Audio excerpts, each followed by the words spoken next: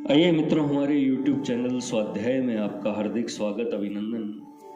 आज हम आपके लिए लेकर आए हैं तंत्र सिद्धांत इस शीर्षक पर प्रेरणादायक ज्ञानवर्धक ज्ञान चर्चा। अगर आपने हमारे चैनल को लाइक और सब्सक्राइब नहीं किया है तो आपसे निवेदन है, कृपया वीडियो को लाइक और सब्सक्राइब अवश्य करें। यंत्र रहस्य। तंत्र शास्त्र में लिखा है कि शक्तियां अपने गले में मनुष्य की अस्थियों की माला धारण किए रहती है। उनका निवास स्थान मेरु अथवा सुषुम्ना अर्थात पृष्ठवंश बतलाया गया है। उपर्युक्त विवरण से हम इस निश्चय पर पहुंचते हैं कि उनकी माला पृष्ठवंश की अस्थियों की बनी हुई है और उनके सारे स्वरूप पृष्ठवंश में ही पाए जाते हैं। पृष्ठवंश के सहारे अनेक शिराओं के जाल ग्रथित हैं जो शक्ति के विभिन्न रूपों की अभिव्यक्ति करते हैं। उनकी सारी अभिव्यक्तियां 5 समुदायों में विभक्त हैं। ये समुदाय आकाश, वायु, तेज, जल एवं पृथ्वी, इन 5 तत्वों के समुच्चय से बने हुए हैं। इनमें से प्रत्येक तत्व का सृष्टि के विकास में एक विशिष्ट स्वरूप होता है। आकाश का स्वरूप बिंदु शून्य है, वायु गोलाकार सर्किल है, अग्नि का आकार त्रिभुज ट्रायंगल का सा है, जल अर्धचंद्राकृति का है। कुछ विद्वानों के मत में जल का आकार व्यावृत त्रिभुज इन्वर्टेड ट्रायंगल के सदृश है। पृथ्वी समचौरस स्क्वायर अथवा बहुभुज मैनी साइडेड है।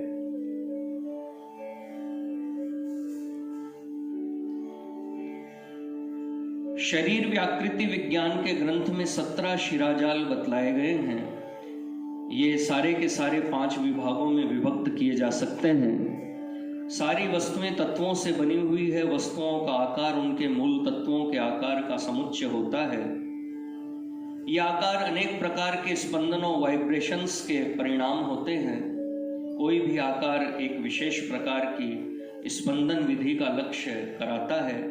यह आकार प्रकाश के प्रतिक्षेप रिफ्लेक्शन के द्वारा हम लोगों के प्रति स्पंदन फेंकते हैं और इस प्रकार हमें प्रभावित करते हैं। हम उन स्पंदनों का उत्तर देते हैं और उनसे राग अथवा द्वेष करते हैं। जगत के प्रत्येक पदार्थ का प्रत्येक आकार एवं प्रकार का यंत्र अथवा रेखाचित्र डायग्राम होता है। तांत्रिक लोग किसी एक यंत्र को लेकर उसका अपने कार्य में उपयोग करते हैं। यही यंत्र का रहस्य है। यहाँ तक हम यंत्र मंत्र एवं बीज की व्याख्या कर चुके।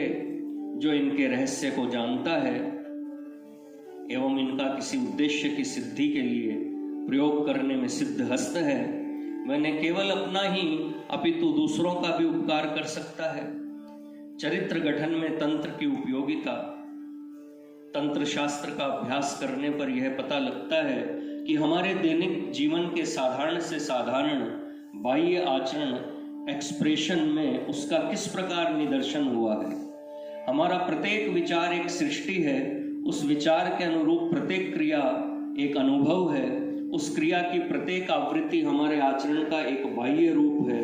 और जब ऐसा प्रतीत होता है कि मानो हम उस सृष्टि को किसी दूसरी सृष्टि के लिए उत्सर्ग करते हैं, उस समय वह हमारा आभ्यंतर स्वरूप बन जाती है, सदा के लिए हमारे चरित्र का एक अंग बन जाती है। विचार शब्द से हम यहाँ मंत्र का ग्रहण करते हैं। मंत्र का अर्थ है गोपनीय वाक्य और उसका अर्थ है विचार। इसलिए विचार का अर्थ मंत्र हुआ। जो कुछ हम सोचते हैं वह हमारी सृष्टि होती है। उस विचार के अनुरूप क्रिया करके हम एक अनुभव प्राप्त करते हैं। इस प्रकार के अनुभव को विनियोग कहते हैं, जिसका अर्थ उस विचार की क्रिया के अनुरूप विचार अथवा मंत्र का प्रयोग करना। विचार की सरणी को स्थिर करने वाला कर्म होम कहलाता है। विचार को कार्यान्वित करने का नाम होम है। उस क्रिया की प्रत्येक आकृति एक आचार है। आवृत्ति का नाम जप है। मंत्र अथवा विचार की आवृत्ति होती है। वाणी द्वारा आवृत्ति निम्न श्रेणी की है। आवृत्ति का मानसिक व्यापार उसकी अपेक्षा ऊंचा है। आवृत्ति के द्वारा विचार शक्ति संपन्न हो जाता है। शक्ति संपन्न विचार अथवा मंत्र की अभिव्यक्ति भी शक्तिशालिनी होती है।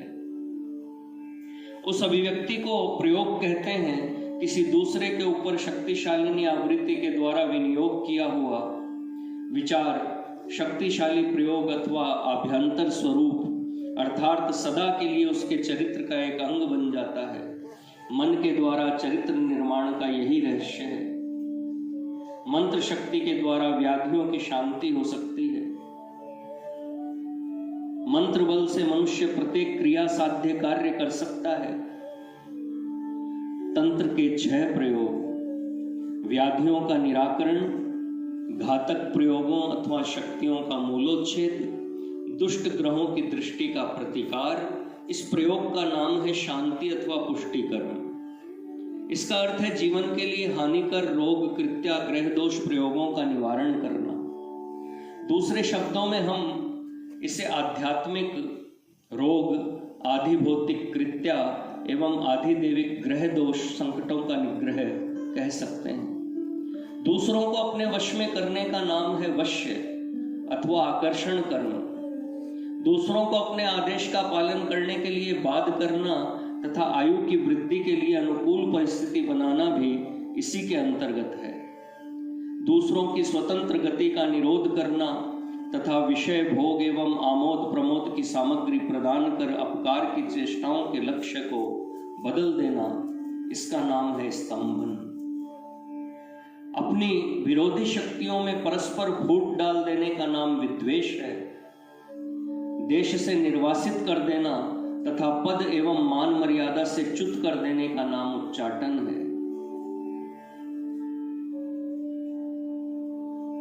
प्राणहरण की चेष्टा का नाम मारण है।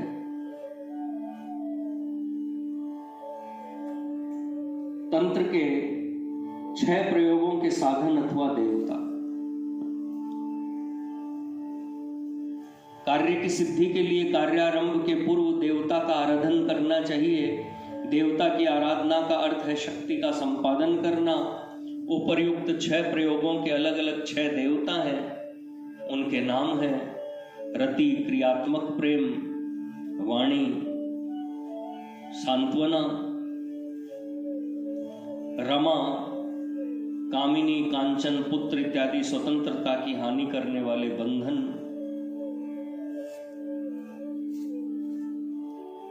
ज्येष्ठा उच्च प्रतिष्ठित एवं दायित्वपूर्ण पद तथा विशिष्ट अधिकार प्रदान करना,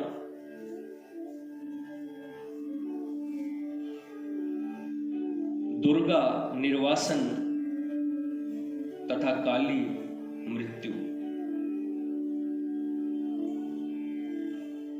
क्रियात्मक प्रेम अथवा सहानुभूति के द्वारा राजा अथवा कोई शक्ति संपन्न अधिकारी इस प्रकार के साधन उत्पन्न कर सकता है जिनसे उसके राज्य में जीवन की उन्नति के प्रतिबंधकों का निवारण हो सकता है। वह प्रजाजनों को सांत्वना देकर उन्हें अपने अनुकूल एवं आज्ञानुवर्ती बना लेता है। वह अपने शत्रुओं के चरित्र की दुर्बलता को देखकर उन्हें सांसारिक पदार्थों के द्वारा फंसा लेता है और उनके विरोध सामर्थ्य को हीन कर देता है। वह उनके दल अथवा संघ के किसी मनुष्य को उच्च पद अथवा प्रतिष्ठा की नौकरी देकर उनका दिमाग बढ़ा देता है और उनके अंदर परस्पर घृणा के भाव उत्पन्न कर देता है।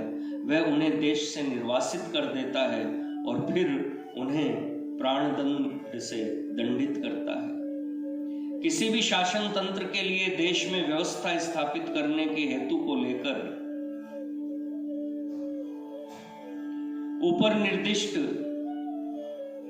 ऊपरी निर्दिष्ट 6 प्रयोग अत्यंत उपयोगी हैं। जो इन 6 प्रयोगों के विनियोग में कुशल नहीं हैं, वे निरर्थक ही अपने शत्रुओं से वैर बांधते हैं। तंत्र शास्त्र में पूजन विधि। काली का स्वरूप निराकार है। उनके अनेक काल्पनिक रूप हैं। उनके गुणों तथा कर्मों के अनुसार उनके स्वरूपों की कल्पना की जाती है। काली काल समय की अर्धांगिनी है। काली की सहायता से काल सबका संहार कर रहे हैं। जो काली का पूजन करता है वह काल पाश से मुक्त हो जाता है। पूजा का क्रम इस प्रकार है। आसन अर्थात ध्यानोपयुक्त आधार, जिसे हृदय अथवा हृदयस्थ शिराजाल भी कहते हैं। पाद्य अर्थात सहस्त्रदल कमल से प्रस्तुत पीयूष के द्वारा ध्यान के विघ्नों का निरसन। अर्घ्य अर्थात मनोयोग अथवा उद्धान, आचमनीय एवं स्नानीय जल अर्थात अमृत श्रावी कमल पर चित्त को स्थिर करने से उत्पन्न हुई शांति। वस्त्र अर्थात शून्य में अचिंत्य स्थिति के लिए आकाश के सूक्ष्म तत्व का उपयोग। गंध अर्थात ध्यान की स्थिरता के लिए पृथ्वी के सूक्ष्म तत्व का उपयोग। पुष्प का अर्थ है ध्यान का विकास होकर अपने चित्त में शांति का संचार होना। धूप अर्थात नीरव एवं प्रयत्न निरपेक्ष श्वासोच्छ्वास।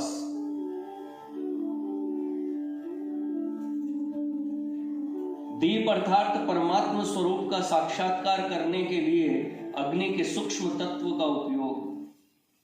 निवेद्य अर्थात विरोध विवाद एवं संघर्ष के अभाव तथा शांति के संचार के लिए जल तत्व का उपयोग। घंटा अर्थात हृदय के स्पंदन में घंटारव की भावना करना। चामर अर्थात निद्रा को रोकने के लिए वायु तत्व का उपयोग। तृप्ति अर्थात सारी विषय वासनाओं की पूर्ति। 10 पुष्प अर्थात ब्रह्म प्राप्ति के 10 लक्षण जो निम्नलिखित हैं। अमाया अर्थात निश्चलता। अनहंकार अर्थात विनय। ऐराग अर्थात आसक्ति का अभाव। अमद अर्थात घमंड का अभाव। अमोह अर्थात सद्विवेक। अधम्ब अर्थात ऋजुता अथवा बाहर भीतर की एकता। अद्वेष अर्थात सबके प्रति प्रेम भाव। अक्षोभ अर्थात व्यर्थ अथवा निष्फल चेष्टाओं का अभाव। अमात्सर्य अर्थात ईर्ष्या का अभाव। अलोभ अर्थात लालच का अभाव। पंचपुष्प जो निम्नलिखित हैं। अहिंसा, इंद्रिय निग्रह, दया, क्षमा, ज्ञान। सुधा मद जिसका अर्थ है अतिशय आनंद। मांसशैल अर्थात आवश्यकता से अधिक भोजन कर लेना।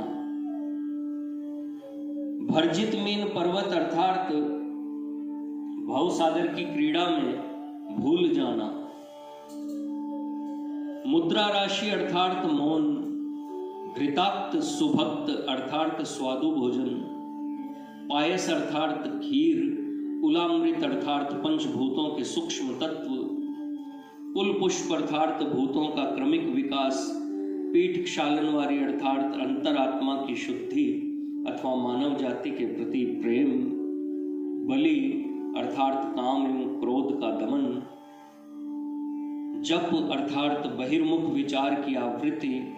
समर्पण अर्थात अपने को दूसरे के अधीन बना देना।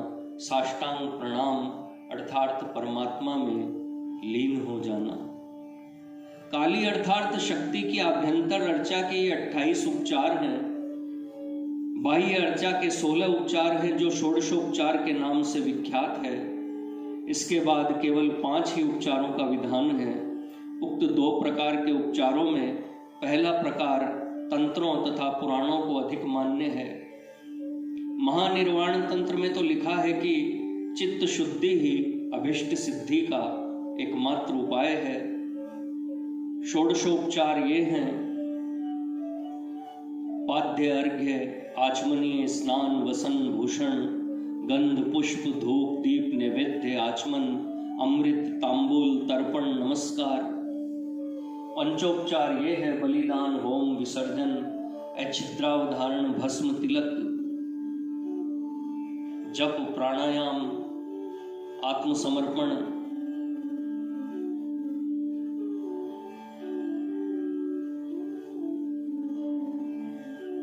मित्रों, यह थी तंत्र सिद्धांत इस शीर्षक पर प्रेरणादायक ज्ञानवर्धक ज्ञान चर्चा। अगर आपको हमारा चैनल वीडियो पसंद आए